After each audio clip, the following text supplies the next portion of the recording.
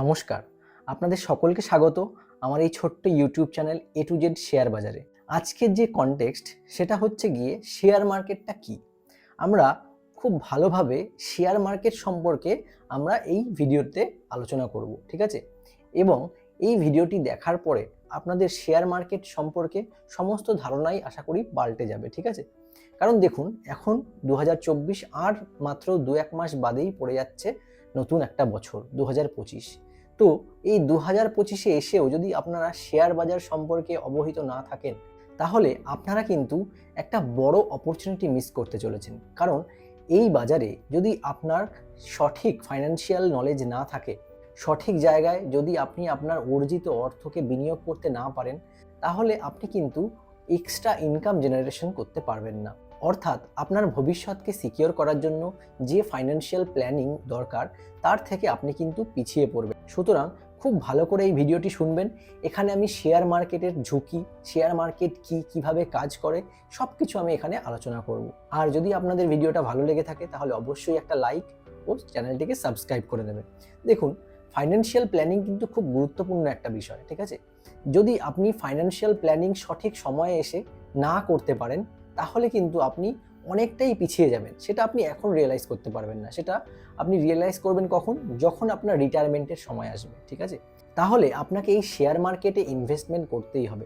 যদি আপনি শেয়ার মার্কেটে ইনভেস্ট না করেন, অর্থাৎ আপনি যদি শেয়ার মার্কেটকে অ্যাভয়েড করে চলেন, তাহলে কিন্তু আপনি যদি শুধুমাত্র সেভিংস অ্যাকাউন্টে যে ইন্টারেস্ট পাবেন বা এফডি করে যে ইন্টারেস্ট পাবেন, সেই ইন্টারেস্টের ভরসায় যদি থাকেন, তাহলে কিন্তু সেক্ষেত্রে আপনি অনেকটাই পিছিয়ে পড়বেন, ঠিক আছে? তাই বলছি, আপনি ভালো করে ফাইন্যান্সিয়াল প্ল্যানিংটা শিখুন। দেখুন, সব কিছুতেই ঝুঁকি আছে, ঠিক আছে? আপনি যেই ব্যাংকে গিয়ে টাকা রাখবেন, সেই ব্যাংকও কিন্তু টাকাটা শেয়ার মার্কেটে ইনভেস্ট করে। সেখানে আপনাকে বলা হয় যে 10 বছর বাদে আপনি আপনার যে ক্যাপিটালটা থাকবে তার দ্বিগুণ পাবেন। সেইখানে কিন্তু ওই পার্টিকুলার ব্যাংকও কিন্তু শেয়ার মার্কেটের মাধ্যমে টাকা ইনভেস্ট করে তারা 100 গুণ যদি ইনকাম করে, আর আপনাকে দ্বিগুণ টাকা আপনাকে রিটার্ন দেবে।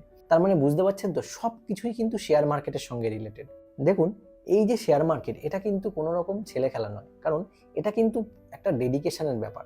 এখানে আপনাকে একটু টাকা ইনভেস্ট করার আগে আপনাকে সময় ইনভেস্ট করতে হবে। কারণ আপনি সময় দিয়ে জিনিসটা শিখুন, শিখলে পরে আপনি বুঝতে পারবেন এখানে সাইকোলজিটা কিভাবে কাজ করে, ঠিক আছে? তাহলে আপনাদের কনসেপ্ট অনেকটা ক্লিয়ার হবে এবং আপনারা মিউচুয়াল ফান্ড, ইটিএফ, এই যে পার্টিকুলার কোনো স্টকে ইনভেস্টমেন্ট, সব কিছুই কিন্তু আপনাদের ক্লিয়ার হয়ে যাবে। তাহলে আলোচনা করা যাক শেয়ার মার্কেট কিভাবে কাজ করে। মনে করুন XYZ কোম্পানিজ আছে, তো তারা কেন শেয়ার মার্কেটে এসছে?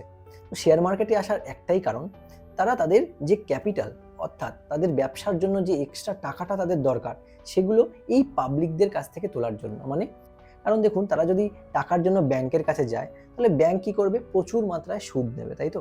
তো তারা কি করে? এই সুদটা সব থেকে ইন্টারেস্টটা তাদের কাছে বেশি পে করতে হবে, কারণ তাদের টাকা তো আর 1000-2000 টাকা নয়, একটা কোম্পানির গ্রোথের জন্য কোটি কোটি টাকার দরকার।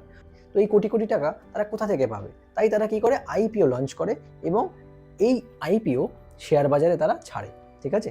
তো এই শেয়ার বাজারকে যে দুটো আমাদের যে ভারতবর্ষের ইন্ডেক্স রয়েছে, নাম্বার 1 বিএসই আর এনএসই। তো বিএসই আর এনএসই কি? বিএসই হচ্ছে বম্বে স্টক এক্সচেঞ্জ, আর এনএসই হচ্ছে ন্যাশনাল স্টক এক্সচেঞ্জ। তো এই যে স্টক এক্সচেঞ্জ, এই দুটো আমাদের ভারতবর্ষের স্টক এক্সচেঞ্জ, ঠিক আছে? অর্থাৎ আপনি যাই শেয়ার কিনবেন, এখানে দেখতে পাবেন সেগুলো বিএসসির আন্ডারেও আছে আর এনএসির আন্ডারেও আছে। তো এই যে শেয়ার বাজারকে যারা, মনে রাখবেন, এই যে শেয়ার বাজার, এই শেয়ার বাজারে যে বিএসসি, এনএসি, এই যে এত শেয়ার সিকিউরিটিজ কেনাবেচা হচ্ছে, এটাকে রেগুলেট কে করে? মনে রাখবেন, stock exchange board of India, অর্থাৎ সেবি। এই সেবি হচ্ছে রেগুলেটরি বডি। তো এরা কি করে? এই বিএসসি, এনএসির আন্ডারে সমস্ত ধরুন কোম্পানি কি করলো? শেয়ার বাজারে আইপিও লঞ্চ করলো, ঠিক আছে? অর্থাৎ আইপিও অর্থাৎ ইনিশিয়াল পাবলিক অফারিং, ঠিক আছে? আইপিও লঞ্চের মাধ্যমে এই কোম্পানি কি করে? পার্টিকুলার তাদের কিছু শেয়ারস থাকে, সেগুলো শেয়ার মার্কেটে ইনভেস্ট করে। মানে শেয়ার মার্কেট থেকে টাকা নেয়ার জন্য তারা কিন্তু মেইনলি এই আইপিও লঞ্চ করে থাকে। মনে করুন কোনো কোম্পানি এই আইপিওর মাধ্যমে তারা ফান্ড রেইজ করলো, ঠিক আছে? তো আপনি এরকম প্রচুর মানুষ যারা শেয়ার বাজারে টাকা বিনিয়োগ করি, তারা জানি, তারা কিন্তু এই আইপিওতে আমরা অ্যাপ্লাই করি। কিন্তু ভালো কোনো কোম্পানি যখন আইপিও লঞ্চ করে, তখন সেগুলো কিন্তু সহজে পাওয়া যায় না। খুব রেয়ারলি পাওয়া যায় এবং খুব রেয়ারলি কারোর অ্যাকাউন্টে সেটা ক্রেডিট হয়, ঠিক আছে।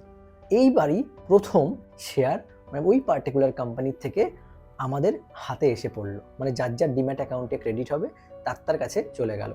এরপর কি হয়, এরপর কিন্তু আর কোম্পানির কাছ থেকে কেউ কোনো শেয়ার কিনতে বা বেচতে পারে না।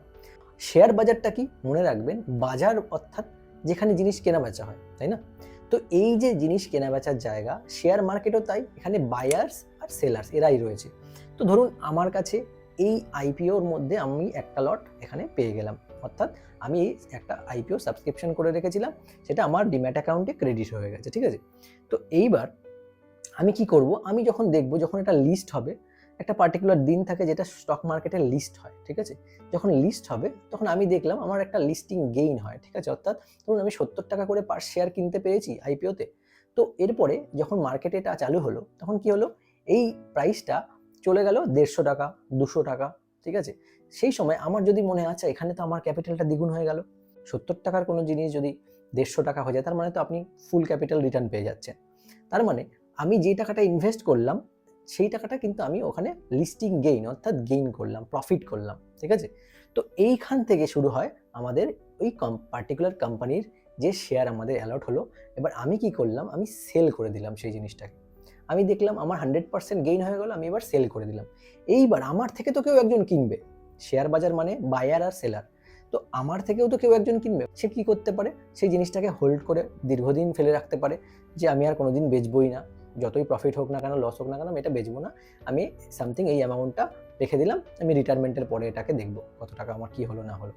তো এইভাবেও হয়, কেউ লং টার্ম ইনভেস্ট করতে পারে, কেউ মিড টার্মের জন্য ইনভেস্ট করেন, কেউ ইন্ট্রাডে ট্রেড করেন।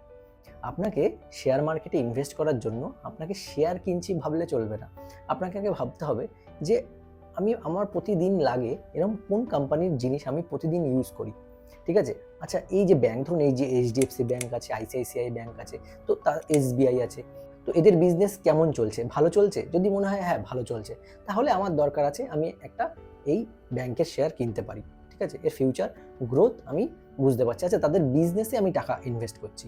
যদি আপনার কাছে এই ক্ল্যারিটিটা থাকে তাহলেই আপনি ইনভেস্ট করতে পারবেন, ঠিক আছে। কারণ যত এসবিআই যত ভালো মতো বিজনেস করবে তত কিন্তু আপনার শেয়ারের প্রাইসের দামও বাড়তে থাকবে।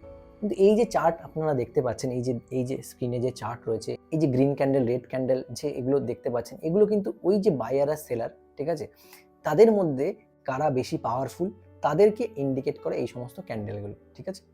অর্থাৎ মনে রাখবেন মার্কেট দু রকমের হয়, বুল মার্কেটে বায়ার্সরা বাই করতে করতে তাদের ডমিনেন্স শো করে, আর বিয়ার মার্কেটে সেলাররা সেল করে তাদের ডমিনেন্স শো করে, অর্থাৎ শেয়ারের প্রাইসটাকে কমিয়ে দেয়। বিয়ার মার্কেটে সেলারের ডমিনেন্স বেশি থাকে, তার জন্য শেয়ার প্রাইস কমে যায়, আর বুল মার্কেটে বায়ারের ডমিনেন্স বেশি থাকে, তাই শেয়ার প্রাইস বেড়ে যায়। তো এই হলো গিয়ে স্টক মার্কেটের ব্যাপার। আপনি যদি কিছুটা টাইম দেন দিনের মধ্যে, আধ ঘন্টা 1 ঘন্টাও যদি টাইম ইনভেস্ট করেন এখানে, তাহলেও কিন্তু আপনি একটা ভালো রিটার্ন জেনারেট করতে পারবেন।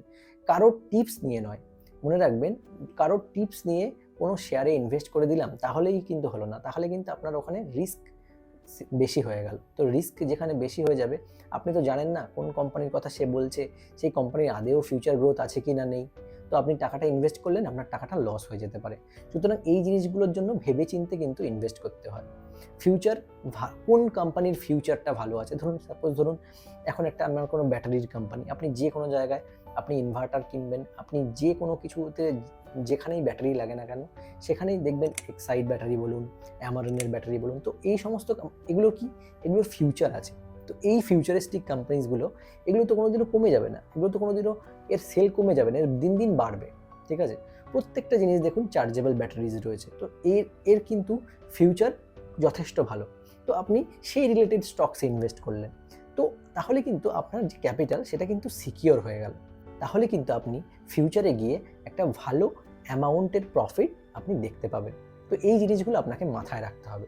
কোনো রকম টিপস না নিয়ে দিনের মধ্যে আধ ঘন্টা থেকে 1 ঘন্টা যদি আপনি সময় বিনিয়োগ করেন টাকা বিনিয়োগ করার আগে, তাহলেই কিন্তু এই কনসেপ্ট আপনার কাছে ক্লিয়ার হয়ে যাবে যে না, এখান থেকেও কিন্তু ইনকাম জেনারেশন করা সম্ভব, যেখানে আপনার টাকাটা পড়ে থাকছে সেই টাকা থেকে আরও টাকা আসছে, তাই না? তো সেখানে আপনাকে কিছুটা সময় অবশ্যই দিতে হবে বিফোর ইনভেস্টমেন্ট। তো এইবার আসছি কোন বয়স থেকে আপনারা শেয়ার মার্কেটে ইনভেস্ট করতে পারবেন। মনে রাখবেন, শেয়ার মার্কেটে টাকা ইনভেস্ট করার জন্য কোনো পার্টিকুলার বয়স সীমা নেই। এখানে যে কোনো বয়সের ব্যক্তিরাই কিন্তু শেয়ার মার্কেটে ইনভেস্ট করতে পারেন।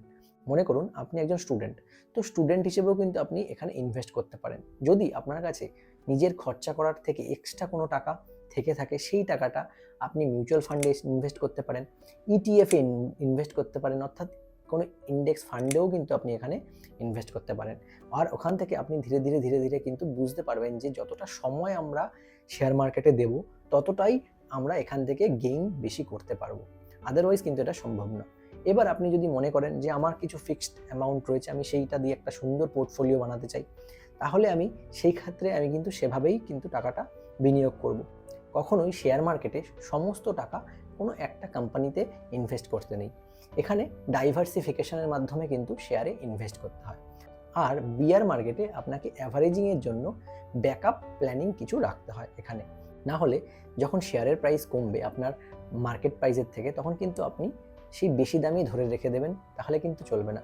আপনাকে কিন্তু লং টার্মের জন্য এখানে দেখতে হবে। ম্যাক্সিমাম 5 থেকে 10 বছরের জন্য কিন্তু আপনাকে ইনভেস্ট করতে হবে। তাহলে গিয়েই আপনি আপনার জমানোর যে ক্যাপিটাল, তার দ্বিগুণ থেকে 10 গুণ, এমনকি 100 গুণ টাকাও কিন্তু আপনি আপনার ক্যাপিটালের থেকে বেশি ইনকাম করতে পারবেন। যদি আপনারা সুন্দর পোর্টফোলিও বিল্ড করতে চান আগামী 5 থেকে 10 বছরের জন্য, বা রিটায়ারমেন্ট প্ল্যানিংয়ের জন্য শেয়ার মার্কেটে ইনভেস্টমেন্টের মাধ্যমে, তাহলে অবশ্যই কিন্তু আপনাদের ফাইন্যান্সিয়াল নলেজের প্রয়োজন। তো আপনারা চাইলে আমার সঙ্গে যোগাযোগ করতে পারেন। এই নাম্বারে, যে ডেসক্রিপশানে নাম্বার দেওয়া আছে, আপনি চাইলে এই ডেসক্রিপশানে দেওয়া নাম্বারে আপনারা কিন্তু কন্ট্যাক্ট করতে পারেন। তাহলে আপনারা কিন্তু যে কোনো বয়স থেকেই শেয়ার মার্কেটে ইনভেস্টমেন্ট করতে পারেন। মনে রাখবেন, এখানে যত আগে আপনি ইনভেস্ট করবেন, তত ভালো রিটার্ন আপনি লং টার্মের জন্য পাবেন। এটা কিন্তু মাথায় রাখবেন। আপনাকে একটা সিস্টেমেটিক ওয়েতে কিন্তু এখানে ইনভেস্টমেন্ট করতে হবে, পোর্টফোলিও বানাতে হবে। পোর্টফোলিও বানিয়ে আপনাকে কিন্তু ইনভেস্টমেন্ট করতে হবে, তাহলে গিয়ে এটা সম্ভব। তো এইভাবে আপনাকে ফাইন্যান্সিয়াল নলেজ গেইন করতে হবে। প্রতিদিন আধ ঘন্টা হলেও আপনাদের শেখাটা খুবই জরুরি। অবশ্যই মনে রাখবেন, লং টার্ম ইনভেস্টমেন্ট সব থেকে বেস্ট।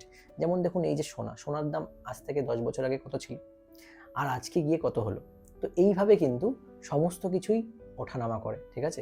এই যে সোনার দামটা কি একবারে বেড়ে গিয়ে আবারও সেই বাড়া জায়গা থেকে আবার কি বাড়ছে না, সেখান থেকে আবার কিছুটা কমে। বুঝতে পারছেন তো, বিয়ার মার্কেট আর বুল মার্কেট এইভাবে কাজ করে। বুল মার্কেটে কি হয়, ধরুন এখান থেকে 5,000 থেকে 10,000 গেল 1 গ্রাম সোনার দাম, 10,000 থেকে আবার কমে 7,000 টাকায় আসলো, আবার 7,000 থেকে 12,000 টাকায় চলে গেল, 12,000 থেকে আবার 10-এ আসলো। মানে বুঝতে পারছেন, এই গ্রাফটা রান করছে। তো এইভাবে কিন্তু মার্কেট কাজ করে।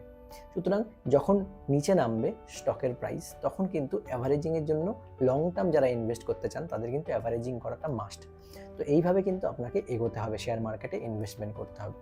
আর শেয়ার মার্কেটকে ভয় না পেয়ে আপনারা নলেজ গেইন করুন, তাহলেই কিন্তু এখান থেকে ভালো রিটার্ন জেনারেট করা সম্ভব হবে। তো আপনারা যদি মনে করেন শেয়ার মার্কেট কি শিখতে চান, তাহলে কিন্তু অবশ্যই এই হোয়াটসঅ্যাপ নাম্বারে আপনারা যোগাযোগ করে শিখতে পারেন। কিন্তু কোনো রকম স্টক কেনার টিপস কিন্তু এখান থেকে পাবেন না। এখান থেকে যেটা পাবেন সেটা হচ্ছে ফাইন্যান্সিয়াল নলেজ। ফাইন্যান্সিয়াল নলেজ বলতে কিভাবে বুঝতে পারবেন কোন সময় কত টাকা কিভাবে ইনভেস্ট করা উচিত, সেই গাইডেন্সগুলো আপনারা পাবেন। আজকের মতো ভিডিওটা এই পর্যন্তই। দেখা হচ্ছে আবার নেক্সট ভিডিওতে। Thank you so much for watching this video guys.